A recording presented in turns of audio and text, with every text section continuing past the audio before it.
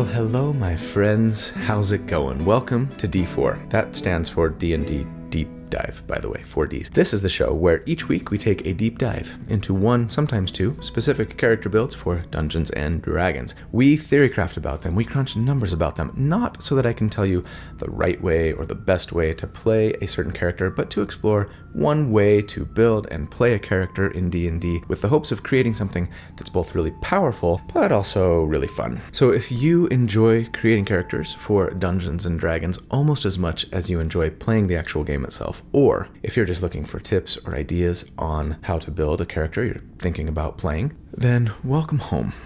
This is where you belong, and I'm so glad you're here, so thanks for being here.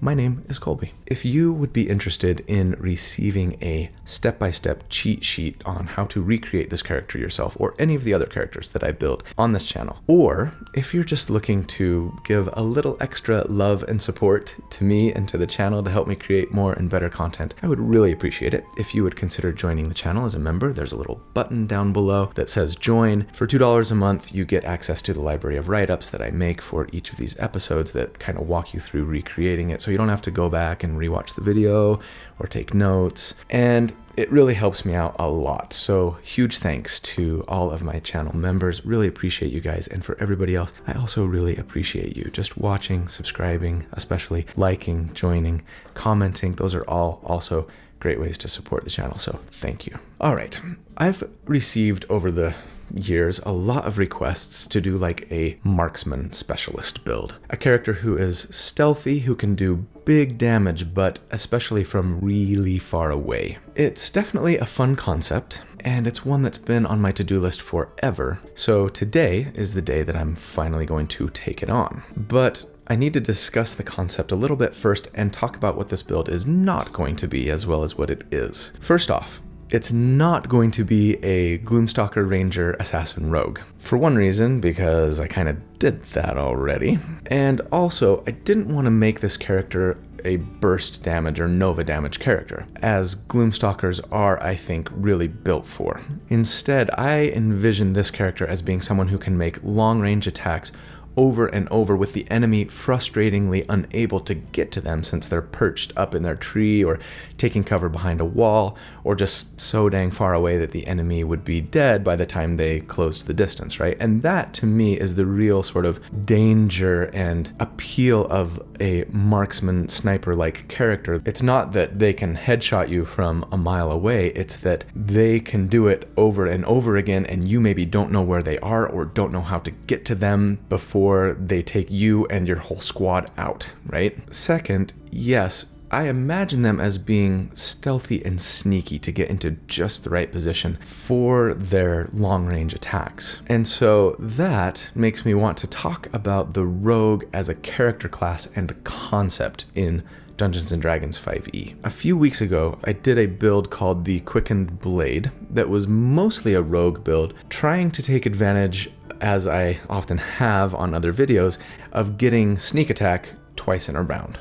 During the preamble to that video, I complained about 1D&D's apparent upcoming nerf to rogues, as Wizards of the Coast seems to be changing the class so that sneak attack only works on the rogue's turn, as opposed to on a turn, thus potentially allowing it multiple times around, right? I got a lot of comments on that video, and even more on the short that I made from it, that went along the lines of rogues don't need to do great damage because they bring a lot of utility to the party, unlike barbarians or fighters, for example. Those characters should be out damaging the rogue because all they really bring is damage. And, you know, on one hand, I guess I kind of agree with that sentiment, in theory. I mean, if all classes could do comparable damage to one another, then it seems like it would be a bit silly to ever play a class that brought just damage. I guess my counter argument to those commenters might be something like, the reality is that thanks to multiclassing,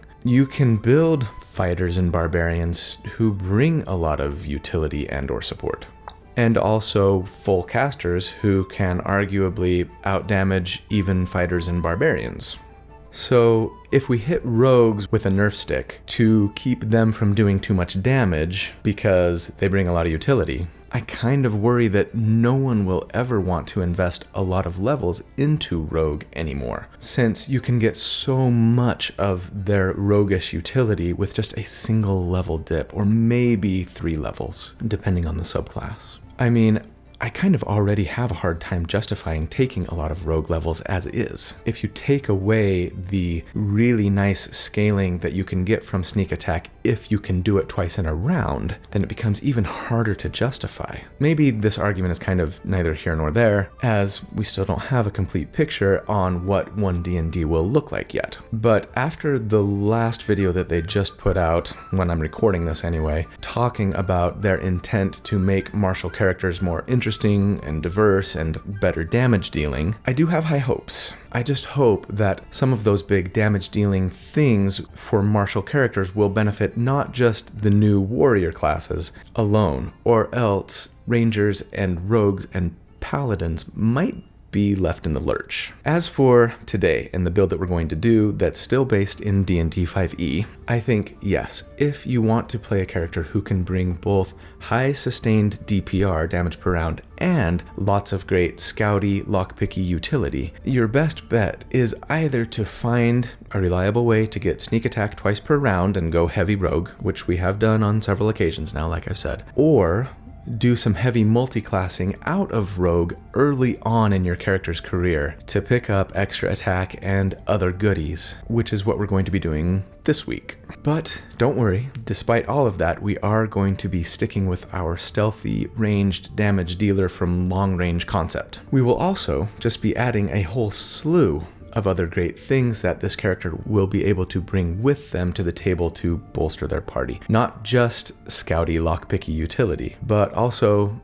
other utility and even some nice support options in the way of buffing and healing. Thus, even though our damage might not be best in class necessarily, we will still be an incredibly valuable and versatile party member who can pack a mean punch while striking fear into the heart of their enemy as they panic, unable to actually reach this enemy who's picking off their allies one by one. And so, I proudly present episode 122, The Sniper.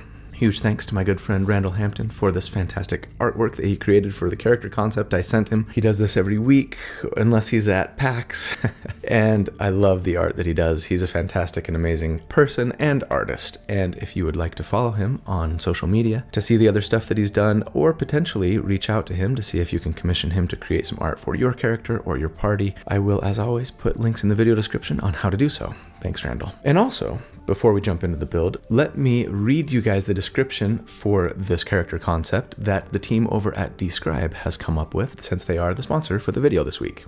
The smell of black powder suffuses the marksman's rugged clothing, a remnant of each deadly shot. Bracing the musket against their shoulder, the sniper takes a long, steadying breath as they draw a bead on their target, adjusting their aim for the immense distance between them. Muttering a prayer and beseeching their god for a clean shot, the marksman pulls the trigger. An agonizing moment passes as the bullet travels through the air like a lead meteorite. Then, the target crumples to the ground, a neat hole drilled through their skull. Oh, these writers are so clearly professionals. The flavor just oozes out in the words. So yeah, for those who don't know, dScryb is a fantastic tool that lets players and DMs alike get professionally written descriptions of almost anything you can imagine wanting a description for in a D&D game, similar to like the box text that you see in the official D&D content, right? I'm talking settings, attacks, characters, dialogue, spells, magic items, etc., etc. They have thousands and thousands of descriptions that you can search for and find and plug into your campaign. And if you can't find exactly what you need, you can always request that they create something for you with the right subscription level, of course. But yeah, even with a free account, you can get access to so many wonderful things that are available and free to all. And yes, they do, as I often talk about, provide so much more than just box text-like descriptions. And of all the things that they do in addition to those amazing descriptions, probably my favorite is the maps. I've talked to you guys about their incredible maps before, but it's been a while. They partner with really amazing artists and map makers to come up with these beautiful immersive maps that you can load into any VTT like Roll20, etc. I love so many things about them, not just how gorgeous they are, but the fact that a lot of them have different versions available, like a daytime and a nighttime version, or even a summer and a winter version. They all have different areas of the map that you can hover over with your mouse and find a dScryb professionally written description of that specific area. And over the last few months, they've released so many great ones that I haven't had a chance to highlight for you yet. And so I just wanted to show you some of my recent favorites, some of which I've been showing on screen while I talk. But yeah, places like the Mountain Arena, the Endless Dungeon, the Mountaintop Observatory, Fairy Falls, which is probably my favorite of the new maps, and the Mountain Totem. I must really like mountains. Ooh. Anyway, tons of these maps are free for anyone with just a free account, but of course to get access to all of them, you'll want a hero subscription, which is only a few bucks a month. Totally worth it considering all of the dScryb goodness that you get access to. So go check them out at dScryb.com/D4. I'll put that link in the video description, of course. Please use it if you go so that they know I sent you. And don't forget to use the promo code D4 at checkout if you do decide to purchase a subscription so you can save 10%. Give it as a Christmas present to your DM or to the other players at your table. Makes a fantastic gift. Huge thanks to dScryb. You guys are awesome. And let's jump into the build. All right, at level 1.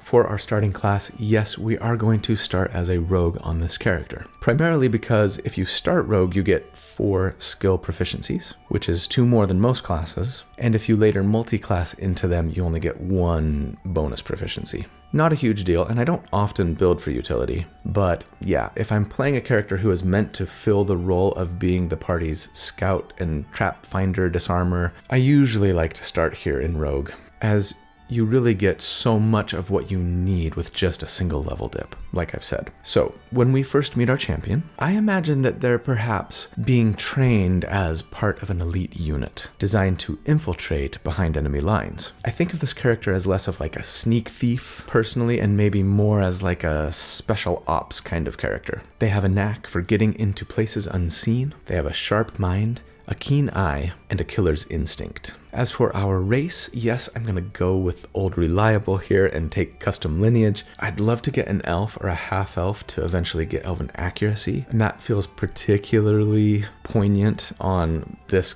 particular character concept. If I knew I were going to play this character well past level 10, I think it worth considering for sure. But yeah, we wouldn't get to elven accuracy until pretty late in our career, and it would make our first 10 levels or so significantly weaker by comparison. And since most of us don't really play the game much past level 10, I'm going to go custom lineage in order to start with a very important feat right at level 1, and also an 18 in my most important ability score. As for that free feat, I'm going to say let's go gunner. So yeah, when I think sniper, I definitely think of someone using a sniper rifle. So that's the way I'm going with this character. Or at least like a sniper musket, though that might not necessarily exist. Maybe your DM will let you flavor yours as such. Regardless, you may prefer to not go with firearms on your character. You may have a firearms aversion, or your DM might not even allow them in their world. If so, that's totally fine. The build will be a little bit weaker number-wise early on especially, but you could absolutely go with like a heavy crossbow instead of a musket, or if you really wanted to lean into the making attacks from as far away as possible aspect, go with a longbow, which has a range of a whopping 600 feet, a long range anyway, and then take the sharpshooter feat here at level 1 instead of gunner. And, you know, to be fair, longbow not only has a much longer range, but of course is a lot quieter than the musket to boot, so it may play into the concept that we're going for here even better. But as for us, yes, gunner is great in that it gives us firearms proficiency right out of the gate. It lets us make ranged attacks when an enemy is within 5 feet of us without disadvantage, as we otherwise would, you know, just in case an enemy happens to stumble upon us unawares or actually manages miraculously to close that long distance between us and them. Or maybe we're fighting in a small room, right? That happens. Gunner also lets us ignore the loading property of firearms, which would otherwise prohibit us from making more than one attack once per turn, once we do get extra attack, and we will be on this character. And then it even, blessedly, is a half feat, giving us a +1 to our dexterity. Amazing. Now, I should probably mention, since many of you are probably wondering, why not go crossbow expert and use a hand crossbow so that you can get a bonus action attack every round? It's definitely worth considering, especially if you're going to be ending this character's career before level 8. For the rest of us, we'll eventually have a regular use of our bonus action, which will do really nice things for us. So I opted to go musket over hand crossbow, but the hand crossbow does offer better damage early on, and even later on, but only at very low enemy armor classes. As for our ability scores, I'm assuming that we're taking the point buy method as always, and I'd recommend going 15 dexterity and then a +2 from our racial bonus and a +1 from gunner, giving us a nice 18 to start, and then 14 constitution and a 14 wisdom. As for our equipment, yes, we might have a bit of an issue trying to start the game as a level 1 character with a firearm. They are expensive as per the Dungeon Master's Guide, with a pistol coming in at 250 gold and a musket costing a whopping 500 gold. If you can convince your DM to let you start the game with one of them at least, consider yourself lucky. I'd suggest writing a super compelling backstory to help grease the skids a little bit there. And I mean, I think it goes without saying, but I'll say it anyway. Yes, be absolutely sure to discuss your character with your DM before trying to bring them to the table, to make sure that firearms are allowed in their world, and to talk about how and when you might procure one if they're not going to let you have one right at level 1. If you can't start with at least a pistol, no worries. Just go the gold buy route here and grab a short bow, studded leather, thieves' tools, and whatever else you might need that you can afford, and then just start saving your gold and try and grab a firearm as soon as you can. At Rogue 1 then, we get Thieves Can't. Oh yes, they can. Sorry, it's been a while since I've done that. I feel compelled every single time, and usually I resist. Thieves Can't lets rogues communicate with others who can kind of speak the language in kind of written, coded format. And then we get Expertise, which is fantastic. It lets us take either 2 skills that we're proficient in or 1 skill and thieves' tools, and then double our proficiency bonus for those. I usually prefer to go stealth and thieves' tools personally, but there is a very strong argument for going perception instead of one of those, especially since we have a much higher dex score than wisdom, which is what both stealth and thieves' tools will rely on, right? Dex. And perception, wisdom based, is usually what's needed to detect those traps and hidden doors, etc. You make the call, but don't worry, we'll be able to have all of them soon. We also get Sneak Attack as a Rogue 1, of course. This gives us an extra 1d6 of damage once on a turn, so long as the attack that we make is either with a finesse or ranged weapon. Check. And our target is either within 5 feet of one of our allies, or we have advantage on the attack. Again, I'm not going to be building this character to take advantage of the once on a turn trick, but obviously if you have a battle master in your party or an order cleric or something, someone who can cast haste on you, happy days. But at level 2, with our important proficiencies and expertise and even extra damage from sneak attack under our belt, I think, yeah, it's time to already start investing in another class in order to get our sniper damage as good as we can make it. So we're going to start taking ranger levels now. I think it's the best fit conceptually for a character who's going to be this long range, behind enemy lines, special ops sniper personally. And yeah, I see this as just sort of the next part of our character's training. We've mastered, or at least begun mastering, the stealthy part of our training to sneak into enemy territory, cut the enemy barbed wire that would keep us out. But now we need to perfect our skills that we will need to rely on once we're actually in enemy territory, living off the land, tracking our enemies, and taking out our targets with precision. So as a Ranger 1, not only do we get another skill proficiency when we multi-class into Ranger, that's nice, but we also essentially get expertise in one more skill, thanks to the Deft Explorer Canny feature that Rangers get right at level 1. So now we can double our proficiency bonus in Stealth, Thieves' Tools, and Perception right at level 2, and that feels pretty amazing, to be honest. No trap will remain hidden or unarmed, and no enemy will ever see us coming. We also get Favored Foe here, one of my least favorite Ranger abilities, mostly because it requires concentration, proficiency bonus times per day, You can mark an enemy and thereafter do an extra d4 of damage to them once per turn when you hit them. I can really only imagine using this if I were out of spell slots, or really needing to conserve my spell slots for some reason. It could happen.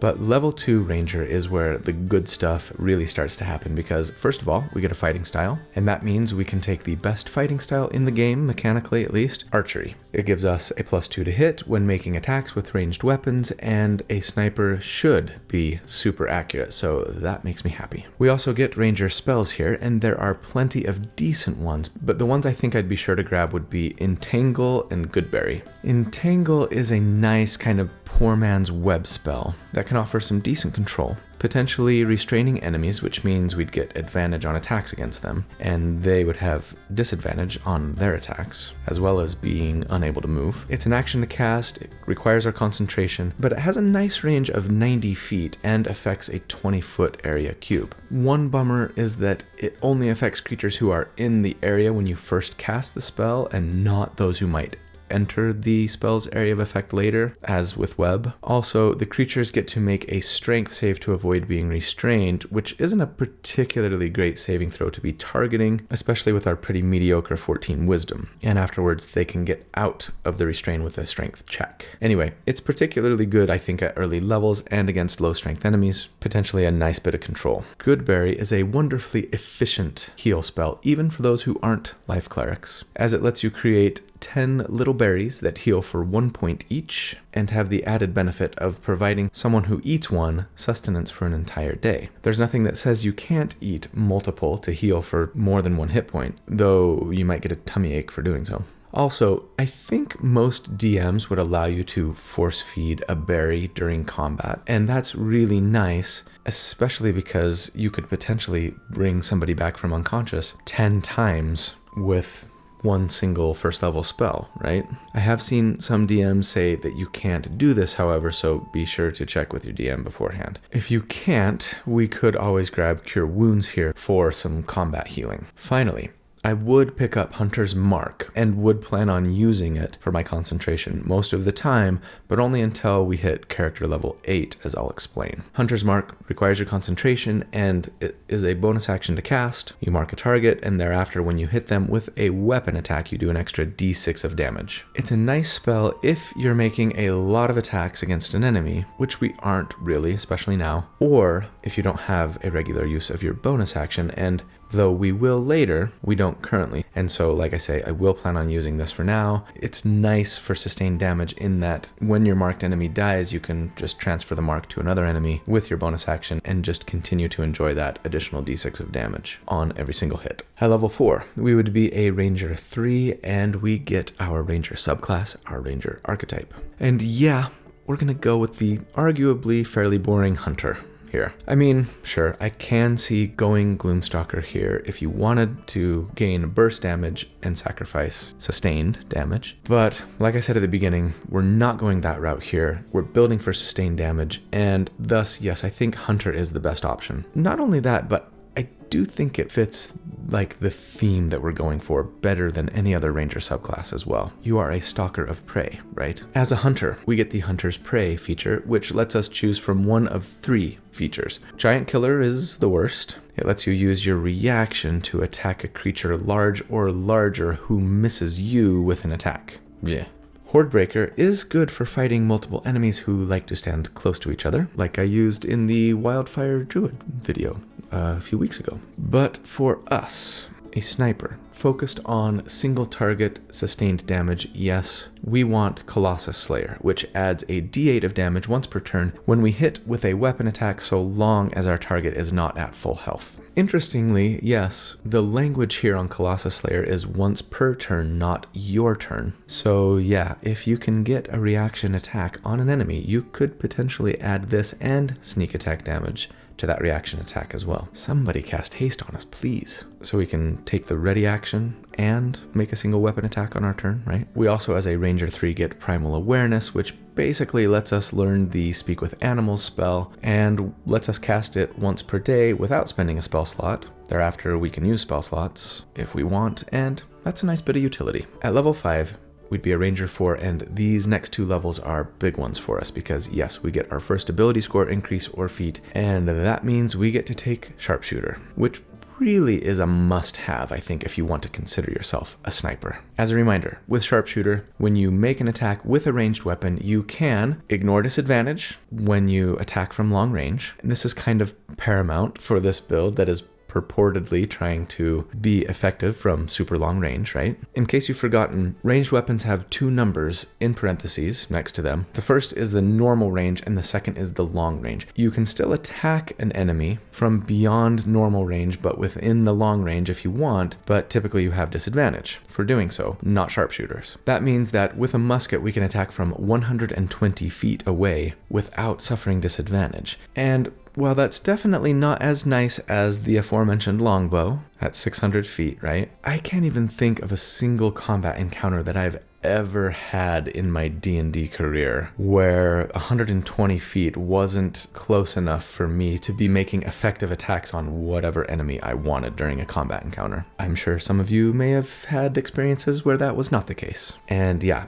like I said, if you really want to lean into that from as far away as possible aspect, then sure, build around the longbow and you'll be fine. Don't forget, for those of you who were planning on going the hand crossbow route here, they have the same long range, 120 feet. Anyway, Sharpshooter also allows us to ignore 1/2 and 3/4 cover if enemies are trying to take cover from us. Or, maybe if we're like in a tree and our DM decides that as such our enemies have partial cover from us if we're shooting from behind the branches. Super important for any self-respecting sniper to be able to hit that little bit of the bad guy that's poking out from behind the wall when they thought they were safe, right? Finally, and maybe most importantly, Sharpshooter lets us do an extra 10 flat damage on our ranged weapon attacks if we take a -5 to hit penalty as we go for that headshot. And while that hit penalty stings, the archery fighting style helps it sting less, and we'll be doing more soon to help lessen that sting even further. At level 6, we would be a Ranger 5, and that means we get extra attack. 2 attacks are generally better than 1, and even though we don't get to add sneak attack or Colossus Slayer damage more than once per turn, this both helps us ensure that we will get to add it on our turn, and that second attack still will benefit from our ability score modifier and sharpshooter damage, so it's a very healthy increase, no doubt. We also get 2nd level ranger spells here, and there are a few that I feel like I need to mention. First up, Pass Without Trace feels to me like a must-have on this build. I mean, it's great on any build, but for a character who is supposed to be a specialist at getting behind enemy lines and setting up like the perfect crow's nest to snipe their enemies from, it feels even more important.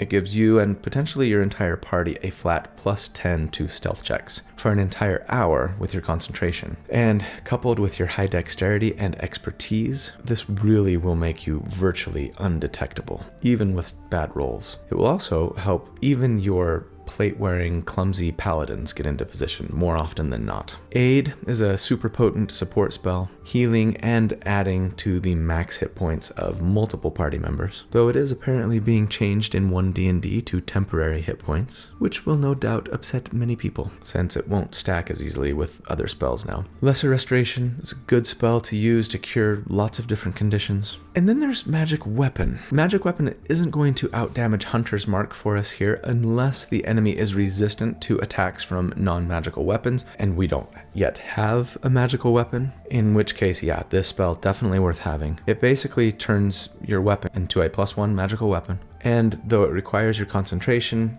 it would definitely be worth using against certain monsters, right? And yeah, while +1 weapons aren't all that uncommon by like level 6, I'm a little less certain that +1 muskets are going to be easy to come by. The spell also scales quite nicely, making your weapon a +2 with a 4th level spell slot and a +3 with a 6th level spell slot. So yeah, if we were going to be getting higher level spell slots, it would particularly be worth considering. One last spell to consider though here I think is Summon Beast. It's probably the best thing we could do with our concentration right now, damage-wise, especially if we have a magical musket, outpacing even Hunter's Mark. But I don't know, it just doesn't feel quite right for me on this character. Snipers don't have animal companions, do they? They are lone wolves, not pack animals. But if you feel differently or just don't really care and you just want to bump your damage, then sure, Summon Beast is a nice way to get an animal companion with your concentration that gets to make their own attacks and will outpace the damage even of Hunter's Mark, depending on the enemy armor class at least. But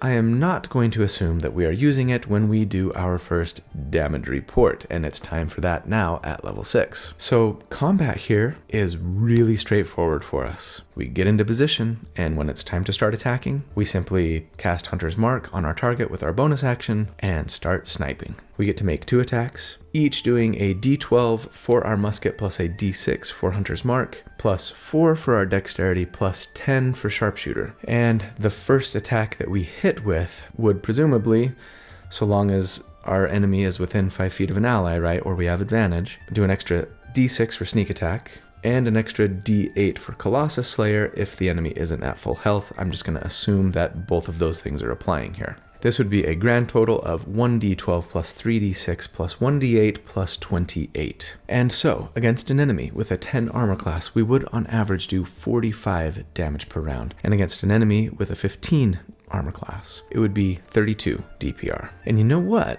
That's pretty dang good. It puts us kind of at the very bottom of tier 1 or maybe upper half of tier 2 compared to other sustained DPR builds that I've done to date.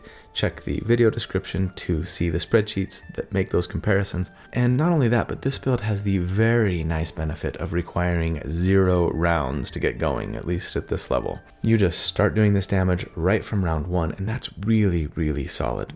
Should not be underestimated. And yeah, that feels kind of like the damage that you'd be expecting from a headshotting sniper, yeah? The best part is, we are a fantastic scout and trap disarmor, plus a decent little battlefield medic to boot. I am loving where we're at. Let's see where we can go from here. At level 7, now that we've got our most important features from Ranger, especially extra attack, I think it's time to go back to Rogue for a bit to shore up some additional features that will really add to our DPR. So, as a Rogue 2, we would get Cunning Action. This is a nice feature for any Rogue, but maybe especially for a sniper. With Cunning Action, you can dash, disengage, or hide, best of all for us, with a bonus action instead of an action. You know, being able to hide with a bonus action will be especially nice if we are kind of up in a tree or perched up in a tower behind a wall. Obviously that's not going to be available every fight, and we're going to often need our bonus action for other things, but if you can get away with it, yeah, sure.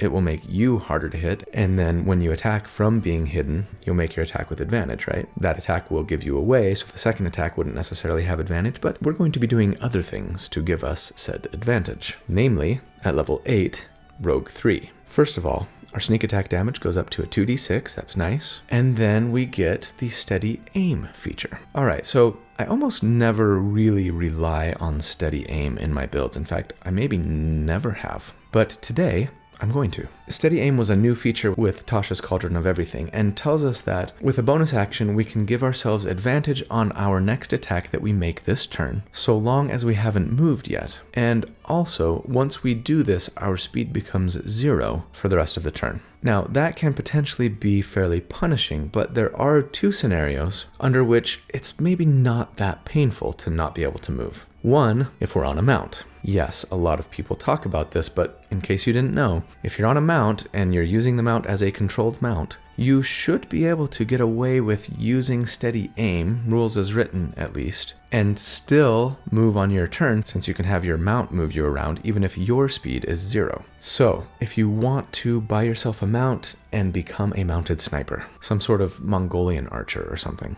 that would be cool, and you should totally do that. It will definitely let you kind of keep distance between you and your enemies, right? It didn't really fit my character concept for this character necessarily, but if it fits yours, go for it. Otherwise, sure, if you're perched in a tree or in a tower, crouched behind a wall, etc., then hopefully we won't have as much need as other characters to use our own movement. And so we should be safe to take advantage of steady aim most of the time, I think. And yeah, it just fits my idea of a true sniper a little bit better. But we also at Rogue 3 get our Roguish archetype, our subclass. And for that, we are going to go with Arcane Trickster. I'm a little sad about this, to be honest. I would have loved to do Phantom Rogue here, I think, or Assassin. Either are going to be better burst damage options, though with Phantom it would be to a second target. So yeah, especially Assassin if we had Surprise. And not to mention maybe having a little bit better of a feel conceptually,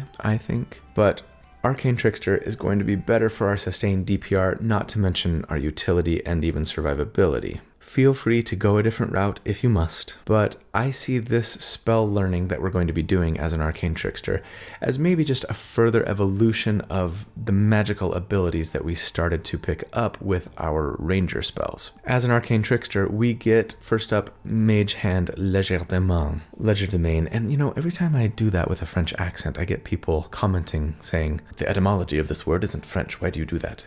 And I'm like, léger, light, of hand, light of hand. It is. Anyway. And so yeah, this lets us learn the Mage Hand cantrip, and for us it's like Super Mage Hand. It's invisible, it can retrieve objects and even use Thieves' tools, all with a bonus action. Very, very handy. Pun intended. And then yes, we do get to learn some wizard spells here too, and that's just so fantastically useful. For cantrips, I think I'm for sure taking at least Message here for the ability to communicate with my team if I'm scouting ahead especially. As for first level spells, we get 3, but 2 of them have to be from the illusion or enchantment schools. I think for those, I'm probably taking Disguise Self for a little extra help with my infiltration. And then, yeah, Silvery Barbs is undoubtedly the best option, I think. I hope you can stay safe from the Silvery Barbs mob, who is likely to attack you for taking this spell, though, should you choose to. They are vicious. The third spell can be from any school of magic, and yeah, we totally have to go find Familiar. Did I say we were a lone wolf before? Okay, fine. We're a lone wolf with an owl friend. And they're not really a friend, they're more of a casual acquaintance, like a coworker. They tend to fly a good 50, 60 feet away from me at all times. There's a bit of a wall there.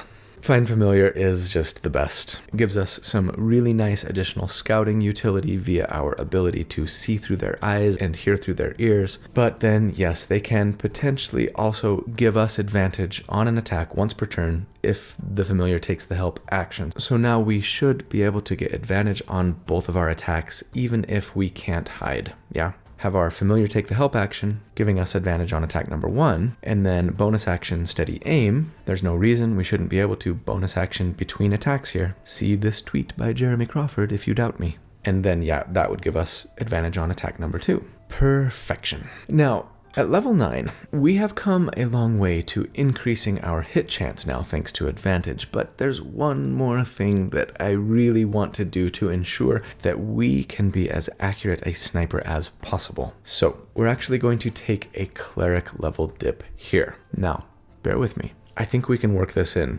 thematically. See, our hero, they like their gun. They really, really like their gun. I would say they have a very special and intimate relationship with their gun. They probably built it themselves, or maybe they just make modifications to it, or maybe they have a vision of creating the perfect firearm, but haven't yet managed to do so. And I think this interest in creating things with metal and with their hands has taken on like a religious overtone to it. Maybe their expert craftsmanship has either drawn the attention of a god of the forge like Gond or Reorx, or perhaps our hero has themselves sought out one of those gods in an attempt to receive divine blessing on the weapon that they're hoping and wanting to create. And yeah, I would totally plan on making this like a big moment for my character in-game story-wise. Perhaps you might not have even had a firearm until now, and with your newfound devotion and divine inspiration are able to craft one. Could be something that the world has never seen before. You know, you might want to run that past your DM, and if they don't love the idea of firearms in their world, perhaps you can convince them to allow this to be the entree of gunpowder. If you give up a precious character level for it, yeah? yeah?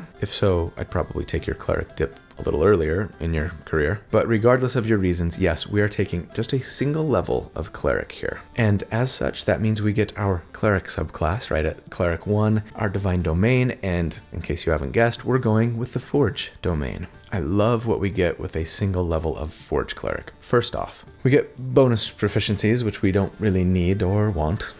And Smith's Tools proficiencies, okay, fine. But heavy armor, We are a stealthy sniper with low strength and a high dex. Get out of here with your heavy armor.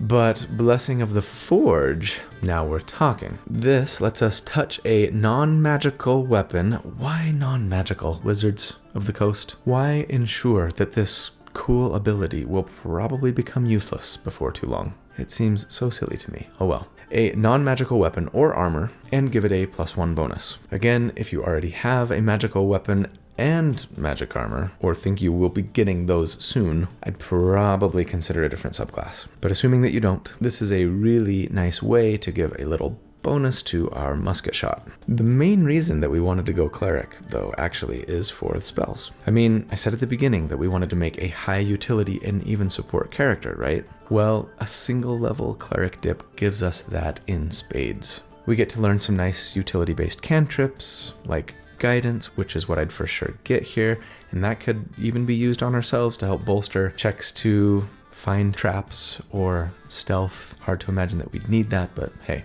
And then, yeah, some fantastic first level spells like Healing Word, meaning that we can now heal with a bonus action and from range, so we don't have to climb down out of our tree to bring an ally back from unconscious. And best of all, Bless, which we can cast to give a d4 for up to 4 of our party members if we cast it at the second level on all of our attacks and saving throws.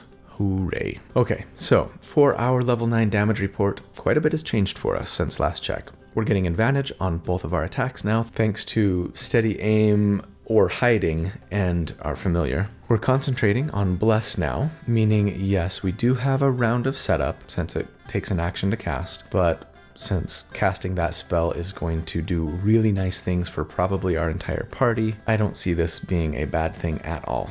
So while that does mean that we will lose the damage from Hunter's Mark, that's okay because between our bonus action being used for either steady aim or hiding and the extra d4 to hit and save for probably our entire party or most of them, it's well worth it. We're now getting a +1 to hit and damage from Blessing of the Forge, and our sneak attack damage has gone up by an additional d6. And thus, against an enemy with a 10 armor class, we would on average do 57 damage per round here, and against an enemy with a 16, it would be a 52 DPR. That's a nice little bump. It's not huge, but it does keep us in kind of the upper half of tier 2 compared to other sustained DPR builds that I've done to date at this level. And thanks to all of our plus to hit bonuses and advantage, our damage curve stays relatively flat as the enemy AC goes up, which is super nice. I mean, we don't even need to turn off the sharpshooter feat here until we hit an enemy AC of 24 or higher, and that feels fantastic. Plus, of course, we're doing really great things for our party by way of blessing, healing, curing, and all of the great utility that we bring to boot. Coming to you from the editing room, I seem to have skipped level 10 for some reason. You'll be a rogue 4, and you're going to take an ability score increase or feat and bump your dexterity.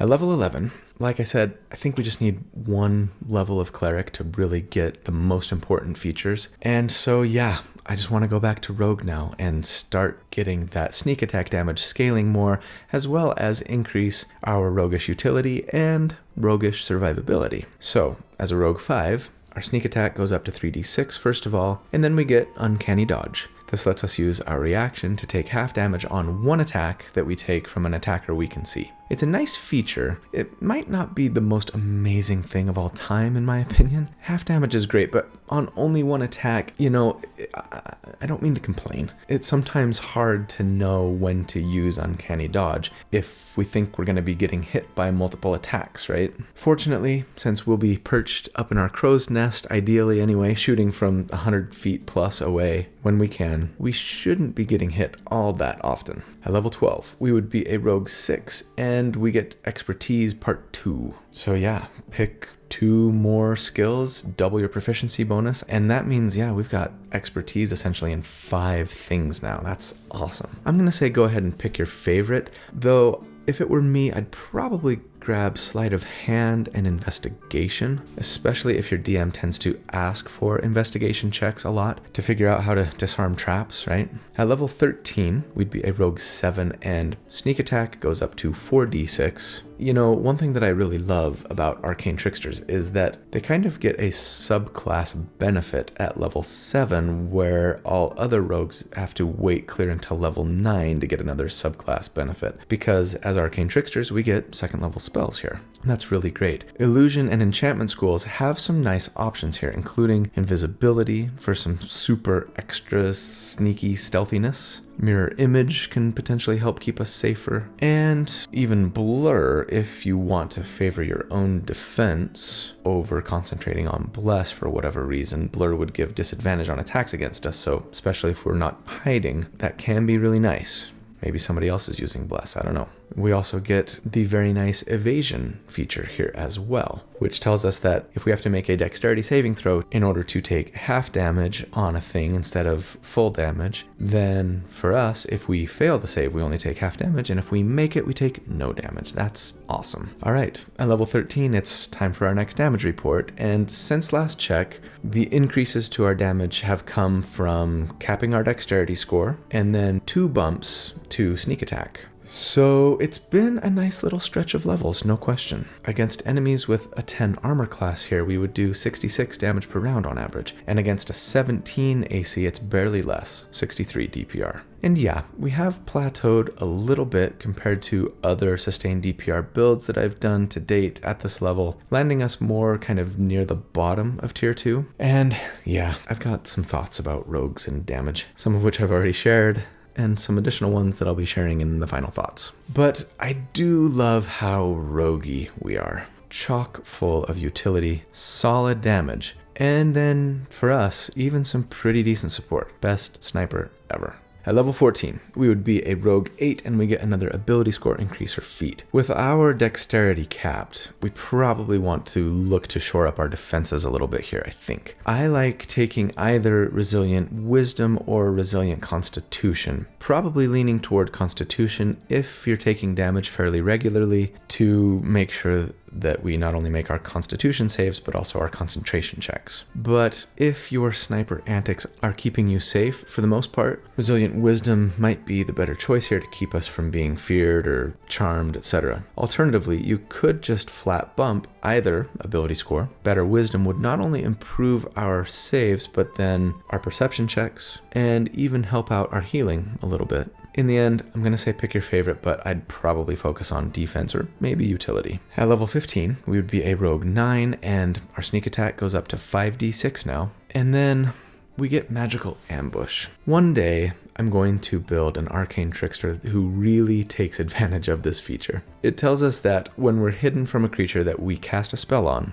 they have disadvantage on their saving throw against it. Unfortunately, we have a crap intelligence score, which is what our spell save DC is based on, so unless you're casting a spell on an enemy that has a really low save bonus, they're probably going to succeed regardless of having disadvantage. Let me know in the comments if you or an Arcane Trickster you know has used this feature to great effect. It's just hard for me to build a really high intelligence rogue when there are so many other important ability scores to prioritize. Maybe with an Artificer dip or something, I don't know. But then it's a level 9 feature, so it doesn't come on until really late anyway. Maybe if I had a headband of intellect? Anyway, comments, please. At level 16, we would be a Rogue 10, and rogues uniquely get another ability score increase for feat at level 10, which is fantastic. I would take one of the ones that I mentioned last time, either a Resilient feat or bumping Constitution or Wisdom, I think. Go ahead and grab whichever one you didn't. But then finally, for us, at level 17, we would be a Rogue 11.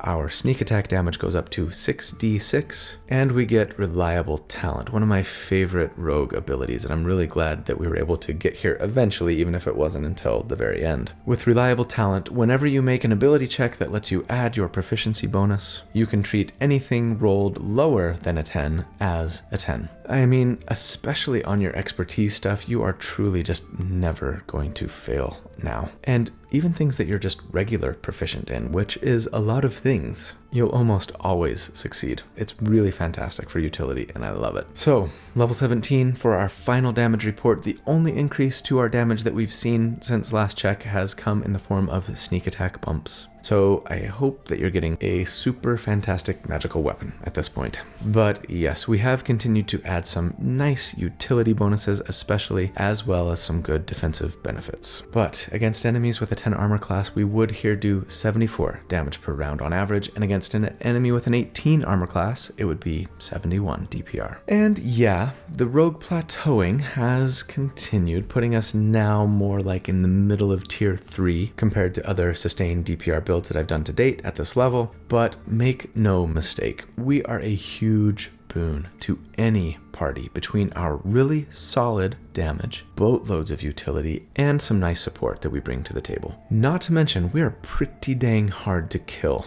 at this level especially. No regrets. But let's discuss our final thoughts.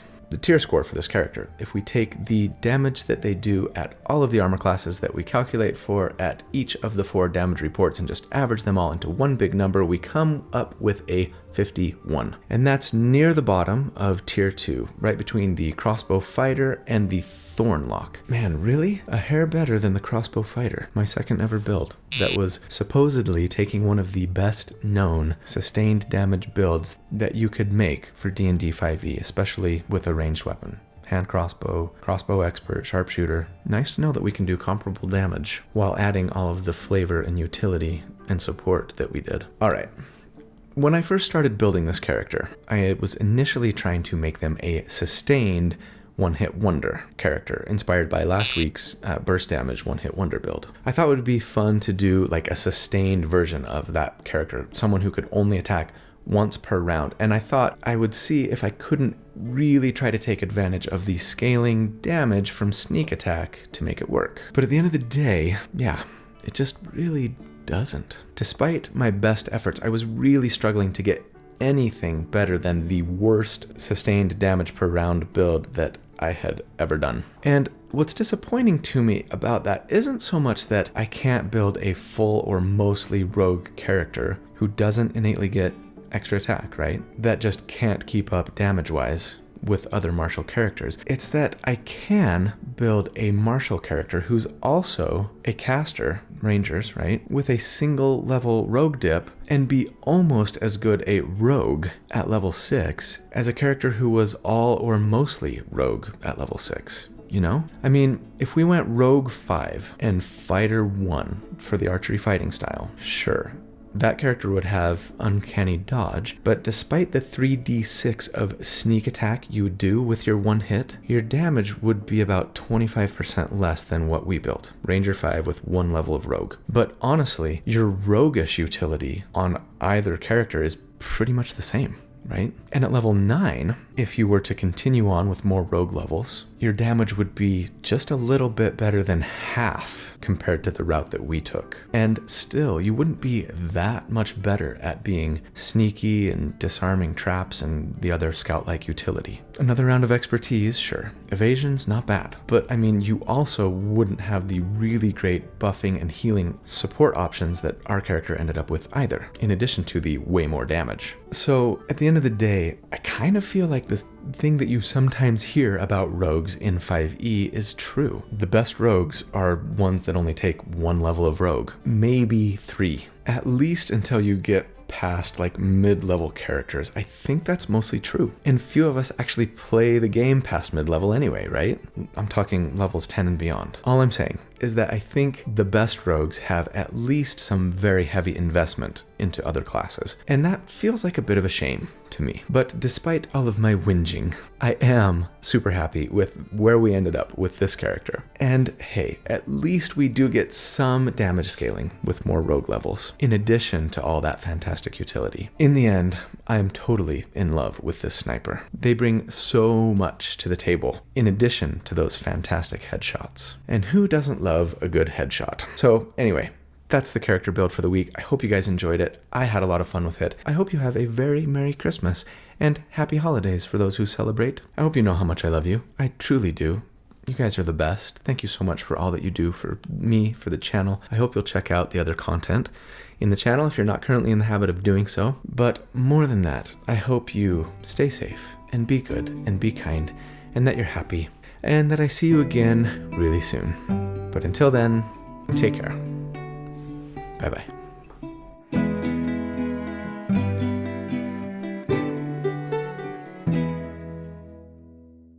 I seek to cure what's deep inside, frightened of this thing that I've become. It's gonna take a lot to take me away from you. Oh, that's too high. We gotta sing harmony. There's nothing that 100 men or more could ever do. I bless the rains down in Africa. Gonna take some time to do the things we never have.